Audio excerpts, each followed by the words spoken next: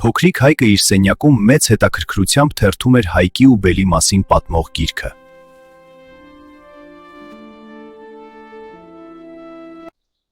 Հայկ նահապետը դուրս եկավ Բելի դեմ։ Ինչքան քաջ էր նա, իսկ ես։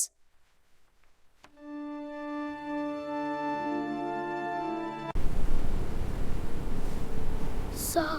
գրքի մեջից է։ Բարև, փոքրիկ Հայկ։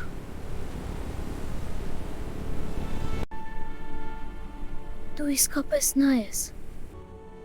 Այն հսկան, որի մասին պատմում են գրքերում։ Ես ընդամենը մի մարդ եմ, ով չցանկացավ ծնկի գալ բռնակալի առաջ, փոքրիկս։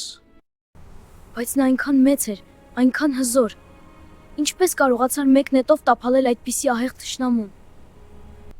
Որովհետև իմ աղեղը թրջում էր ազատության թևերով։ Բելն ուներ հազարավոր ստրուկներ, բայց ես ունեի ընտանիք և ազատ ապրելու կամք։ Այս երկիրը, որ մենք Հայկ կոչեցինք, միայն լեռներ ու քարեր չեն։ Սա մի վայր է, որտեղ մարդու ոգին պետք է լինի նույնքան բարձր, որքան Արարատը։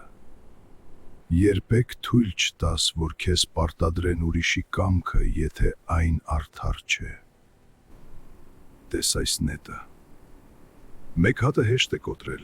բայց երբ մենք բոլորս միասին ենք որպես մեկ բռունցք, ոչ մի բել չի կարող մեզ հաղթել։ Հողը պաշտպանելը միայն կռվելը չէ,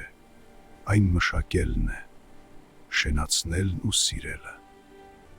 Ես կհիշեմ սա նահապետ, բայց ես նետ ու աղեղ չունեմ։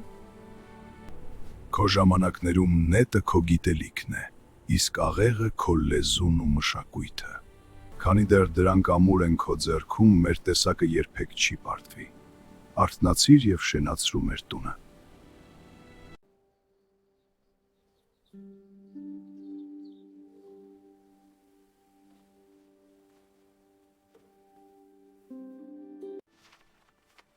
Ուրեմն իմ նետը գիտելիքն է,